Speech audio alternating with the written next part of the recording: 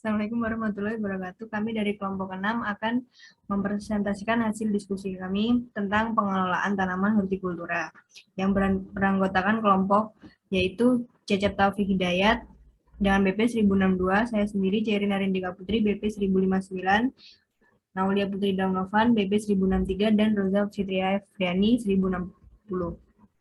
Yang pertama akan dijelaskan oleh Naulia. Pada Naulia dipersilakan.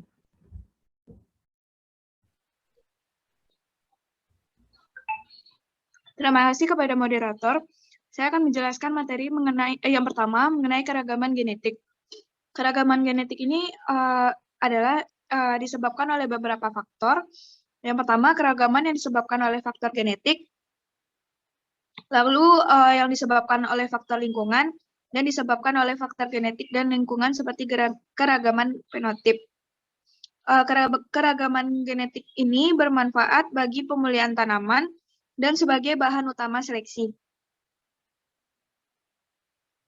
Next. Ada beberapa cara untuk meningkatkan keragaman. Yang pertama, introduksi tanaman, yang mana mendatangkan spesies tanaman dari daerah tertentu. Merupakan salah satu usaha mendapatkan varietas baru dan bahan bagi pemulihan tanaman. Dan juga merupakan sumber plasma nutfah baru. Ada beberapa fungsi dari introduksi, yaitu langsung sebagai varietas baru, seperti sayur komersial, yaitu tomat, terong, paria, dan lain-lain.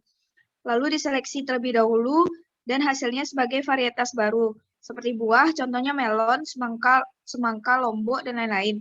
Lalu fungsinya sebagai bahan hibridisasi dengan varietas yang telah beradaptasi, yang mana disilangkan dengan varietas lokal. Yang kedua, mutasi, yang mana perubahan genetik yang terjadi pada gen tunggal, sejumlah gen atau kromosom. Lalu, mutasi somatis, yang mana perubahan pada bagian tertentu dan dapat dilihat. Lalu ada mutasi sel generatif, yang mana perubahan menyeluruh pada tanaman, seperti yang mana perubahan itu bersifat genetik. Lalu perubahan dapat mutasi dapat secara alami maupun buatan. Lalu ada beberapa macam mutasi, yaitu mutasi kromosom, yang mana susunan dan letak gen tanaman jadi steril, macamnya translokasi segmen kromosom, inversi 2 atau lebih gen, dilesi bagian kromosom, dan duplikasi ujung kromosom. Lalu ada mutasi gen yang dapat terdapat dua arah, tapi lebih sering resesif, berkaitan dengan sifat kualitatif. Lalu ada mutasi genom, yang mana merupakan perubahan banyak gen yang bersifat kuantitatif. Lalu ada mutasi itu menyebabkan keragaman genetik.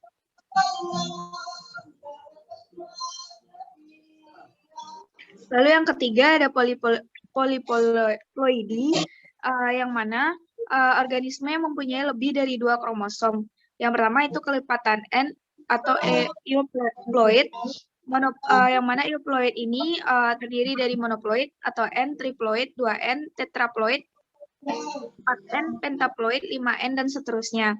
Lalu ada yang bukan kelipatan N, ion plate, atau lalu ada nulisomik 2N kurang 2, monosomik 2N kurang 1, double sonic 2N kurang 1 kurang 1, trisomik 2N plus 1, double trisomik 2N plus 1 plus 1, tetrasomik 2N plus 2, dan seterusnya. Lalu ada poliploid yang menyebabkan keragaman genetik.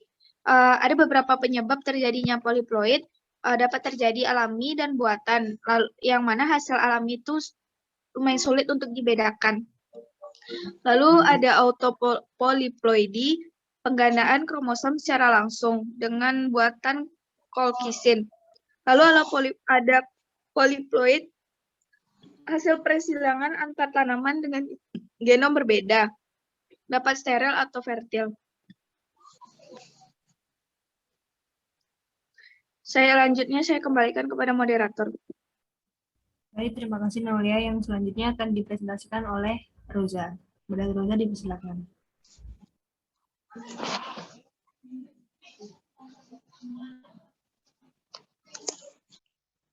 Baik, terima kasih kepada moderator. Baik, saya akan menjelaskan tentang teknik budidaya tanaman hortikultura. Pada membudidayakan tanaman hortikultura memiliki beberapa tahapan dan persiapan tentunya. Di antaranya yang pertama persiapan lahan, yang kedua proses pembibitan, yang ketiga penanaman bibit, yang keempat pemeliharaan tanaman, dan yang terakhir ada tahapan panen. Next.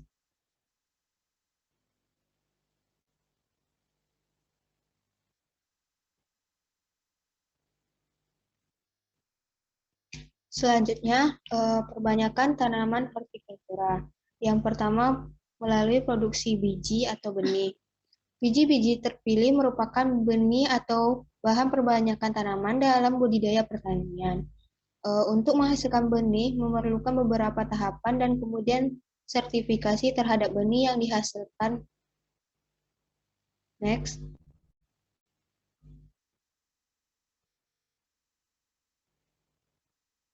Adapun tahapan produksi benih yaitu yang pertama breeding seed, sejumlah kecil biji atau benih yang dihasilkan dan disebar oleh pemulia sebagai suatu benih dasar. Yang kedua, foundation seed, biji hasil perbanyakan dari breeding seed melalui pengawasan yang ketat terhadap kemurnian genetik dan identitasnya.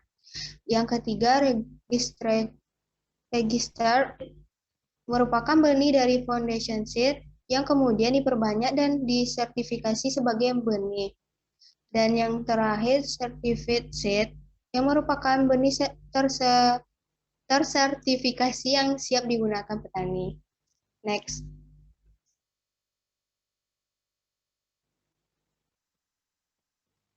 Selanjutnya, analisis kualitas benih, yaitu yang mana sebelum benih-benih dikatakan telah tersertifikat atau memenuhi standar kualitas, maka benih harus melalui beberapa pengujian. Untuk pengujian benih yaitu ada beberapa, yang pertama daya kecambah, yang kedua daya tahan dingin, yang ketiga tes tetrazolium, yang terakhir tes kemurnian.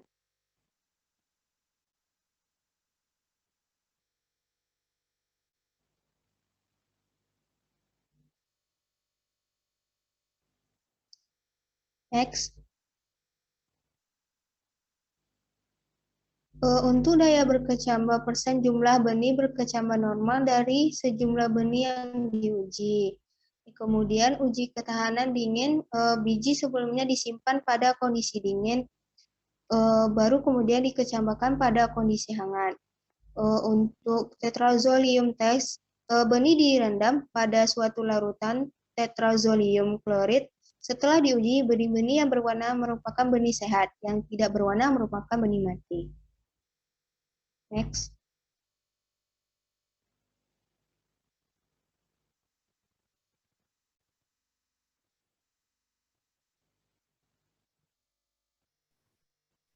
Selanjutnya akan dijelaskan oleh Cecep. Cecep dipersilahkan.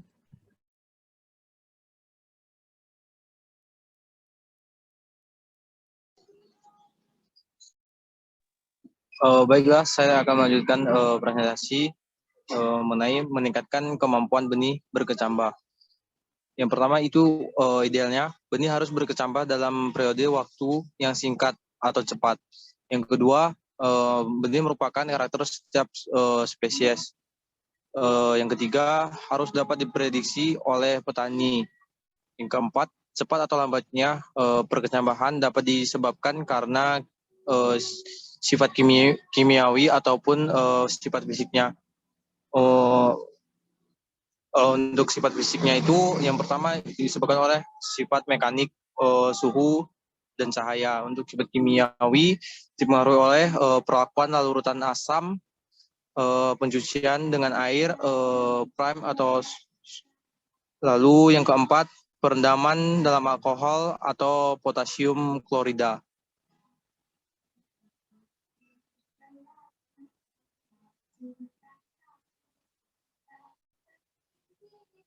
Untuk penanganan pasca panen tanaman,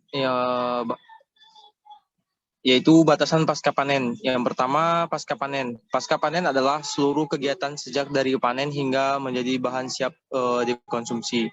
Pasca panen primer. Pasca panen primer adalah seluruh kegiatan dari sejak panen hingga menjadi bahan baku yang siap disimpan, dipasarkan, atau diolah lebih lanjut. Yang selanjutnya, pasca panen sekunder.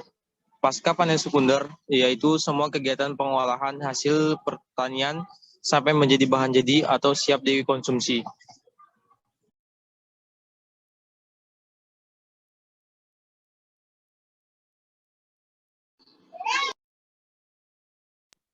Kemudian ada beberapa arti penting di dalam pasca panen. Yang pertama yaitu untuk mempertahankan produksi baik secara kuantitatif maupun secara kualitatif. Yang kedua, untuk mempertahankan hasil pertanian baik dalam dimensi jarak maupun waktu, karena panen hasil pertanian biasanya ya musiman dan hanya diusahakan pada ekologis tertentu. Yang ketiga, teknologi pasca panen diperlukan untuk kesesuaian antara komoditi dengan alat mesin sehingga dapat dioperasikan dengan efisien. Selanjutnya, limbah hasil pertanian agar dapat dimanfaatkan dan memberikan nilai tambah ekonomi. Selanjutnya, menentukan kehilangan hasil baik kuantitas maupun kualitasnya. Kemudian, penanganan pasca panen sekunder atau teknologi pengolahan dapat membuat bahan siap dikonsumsi, mudah ditransportasikan, dan lebih berguna.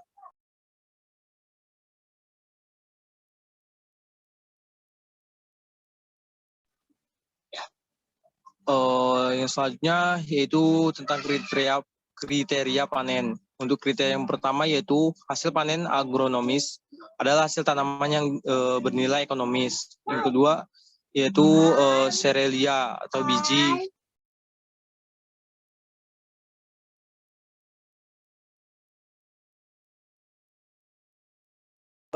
Selanjutnya yaitu umbian atau umbi. Kemudian sayuran.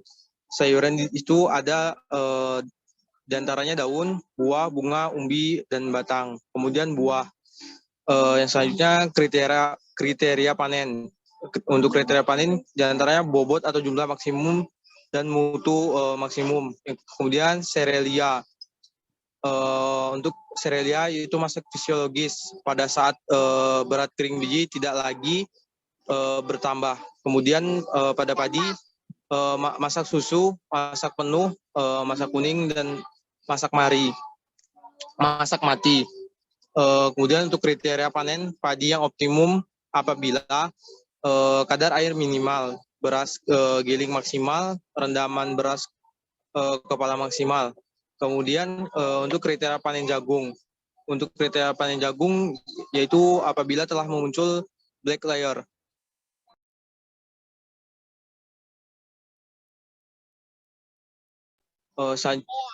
Selanjutnya saya kembalikan kepada moderator.